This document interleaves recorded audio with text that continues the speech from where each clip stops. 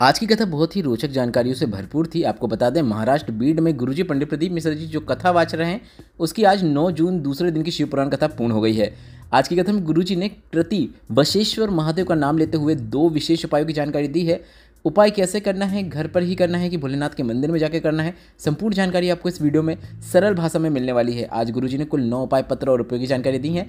संपूर्ण कथा सार आपको इस छोटे से वीडियो में प्राप्त होने वाला है। अगर आपने आज 3 घंटे की कथा नहीं सुन पाए तो संपूर्ण कथा की जानकारी आपको सिर्फ 8 मिनट में प्राप्त होने वाली है। बढ़ते हैं आज की कथा की पहली विशेष जानकारी की ओर।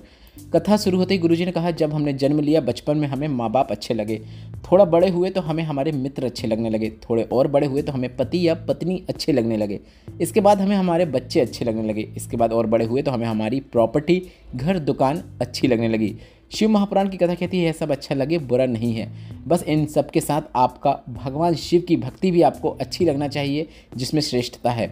बढ़ते हैं आज की कथा की दूसरी विशेष जानकारी की ओर। गुरुजी ने कहा, शिव लिंगायत संप्रदाय ऐसा संप्रदाय है जिसमें ना कोई ढोंग है ना कोई ढकोलसा है।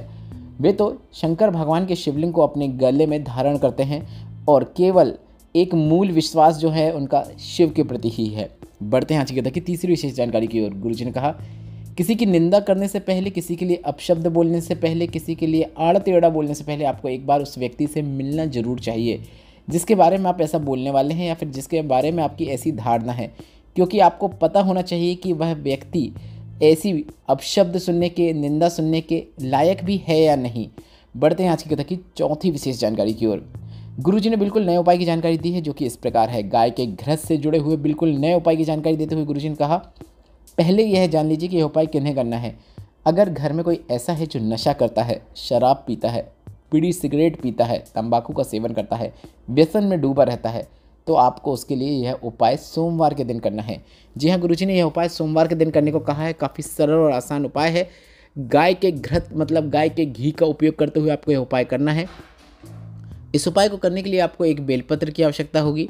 बेलपत्र की 3 पत्तियों में से बीच वाली पत्ती में आपको गाय के घी को लगा लेना है। शंकर भगवान को आपको इस बेलपत्र को अर्पित करना है। आप चाहो तो अपने घर के मंदिर में, अगर आपके पास शिवलिंग है तो आप उसमें भी अर्पित कर सकते हैं। अगर भोलेनाथ के मंदिर में जाकर अर्पित करना चाहें तो वहाँ पर भी जाकर आप यह उपाय कर सकते हैं, क्योंकि गुरुजी ने भोलेनाथ के शिवलिंग पर ही इस बेलपत्र को अर्पित करने को कहा है। इसके बाद जब आप अर्पित करेंगे और अर्पित करने के बाद उसे आपको वापस प्राप्त कर लेना है, और प्राप्त करते समय आपको शंकर भगवान का एक नाम है जो आज गुरुजी ने बताया है, कृति वशेश्वर, इस नाम का स्मरण करते हुए आपको उसे वापस प्राप्त कर लेना है। इसके बाद प्रत्येक सोमवार को, मतलब आपको यह उपाय भी हर सोमवार करना है। प्रत्येक सोमवार को आपको यह उपाय करना है और 11 सोमवार तक आपको यह उपाय करना है। और जो बेलपत्र आपने प्राप्त की है, उस बेलपत्र को उस व्यक्ति को जो नशा करता है, व्यसन में डूबा हुआ है, उसे आपको 11 सोमवार तक 11 बेलपत्र उसे आचमन करा देना है। मतलब प्रत्येक सोमवार में एक बेलपत्र ही आप शिवलिंग पर अर्पित करेंगे, प्राप्त भी एक ही करेंगे और आचमन भी आपको एक ही बेलपत्र का कराना है। कर ले तो काफ़ी अच्छी बात है, अन्यथा आप उसे भोजन में मिलाकर भी खिला सकते हैं या फिर सुखाकर गोली बनाकर भी खिला सकते हैं, जैसा आपको ठीक लगे। बस आपको वह बेलपत्र उसे खिलाना है। यह सोमवार के दिन किया जाने वाला गुरुजी पंडित प्रदीप मिश्रा जी का बताया बिल्कुल नया उपाय है, जिससे आप किसी भी सोमवार से करना शुरू कर सकते हैं।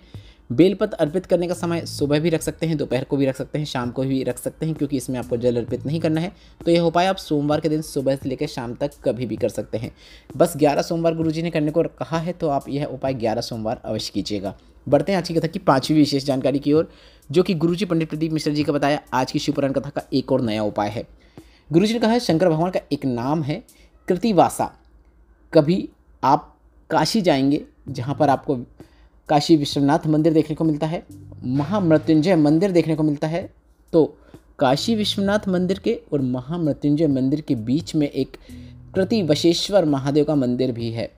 इसके बाद गुरुजी ने कहा, जैसा कि आपको पता है 12 ज्योतिर्लिंग हैं, पर शिव महापुराण कथा में 12 ज्योतिर्लिंग के अलावा भी कृति वशेश्वर को भी ज्योतिर्लिंग ही कहा गया है। काफ़ी महत्वपूर्ण और दिव्य है यह। इसके बाद गुरुजी ने कहा कि आपको यह उपाय जो है वह 3 स्थानों का जल लेकर करना है। पहला स्थान है काशी विश्वनाथ का जल, मतलब काशी विश्वनाथ मंदिर में आपको जल चढ़ाना है या फिर आपको चढ़ा हुआ जल आपको प्राप्त करना है। गंगा जी का जल काशी विश्वनाथ मंदिर में जाकर आप स्वयं भी चढ़ा सकते हैं और थोड़ा सा पंडित जी से प्राप्त कर सकते हैं। 1 चम्मच भी मिल रहा है तो काफ़ी अच्छी बात है। थोड़ा सा जल काशी विश्वनाथ का चाहिए। दूसरा स्थान है महामृत्युंजय मंदिर है, वहाँ पर आप जल चढ़ाएं और थोड़ा सा जल आप प्राप्त कर लें औषधि रूप में। तीसरा स्थान है प्रतिवशीश्वर मंदिर, वहाँ पर भी पहुंचकर आपको जल अर्पित करना है और थोड़ा सा जल आपको प्राप्त कर लेना है। अब जो आपने जल प्राप्त किया है वह तीनों जलों को मिलाकर आपको एक साथ एक जल बना देना है। और जो हमेशा नशा करता है उस व्यक्ति को काशी विश्वनाथ का, महामृत्युंजय मंदिर का, प्रतिवशीश्वर मंदिर का जल एक साथ मिलाकर थोड़ी थोड़ी मात्रा में 7 दिनों तक पिलाना शुरू कर देना है। रोज़ाना पिलाना है, इस बात का ध्यान रखें। उस व्यक्ति को नशे से स्वयं घृणा होना शुरू हो जाएगी, यह निश्चितता है। वह स्वयं नशे से दूर हो जाता है। यह बिल्कुल नया और विशेष उपाय है जिसे आप कभी भी किसी भी दिन कर सकते हैं। बस आपको उन 3 स्थानों के जल की आवश्यकता होगी। बढ़ते हैं आज की तक की 6वीं विशेष जानकारी की ओर। वैशाली जी पत्र लिख रहे हैं जिसमें उन्होंने लिखा, मैं जब 13 साल की थी तब मुझे सोरायसिस की बीमारी हो गई। 40 साल निकल गए, बीमारी दूर नहीं हुई। सब जगह दिखाया, इलाज कराया, पर कहीं से कोई लाभ नहीं हुआ। फिर मेरी सहेली ने आपकी कथा के बारे में बताया, सीहोर कोबरेश्वर धाम के बारे में बताया। कंकर शंकर का पूजन अर्चन किया मैंने और रुद्राक्ष लेकर आ गई। बाबा से अपने दिल की बात करके आ गई। रुद्राक्ष का जल शिवलिंग पर चढ़ाकर थोड़ा सा औषधि रूप में प्राप्त करके उसका आचमन कर लेती, शरीर में भी लगा लेती। कंकर जो लाया था उसमें भी जल चढ़ाती, थोड़ा सा जल प्राप्त करके अपने शरीर में लगा लेती। आज मैं पूरी तरीके से ठीक हो गई हूँ, उसी का आभार व्यक्त करने कथा पंडाल में आई हूँ। बढ़ते हैं आज की कथा की 7वीं विशेष जानकारी की ओर। गुरुजी ने कहा, 3 जगह आपको अकेले ही जाना पड़ता है, शमशान, सिंहासन और अपनी मंजिल तक आपको अकेले ही जाना पड़ता है। बढ़ते हैं आज की कथा की 8वीं विशेष जानकारी की ओर।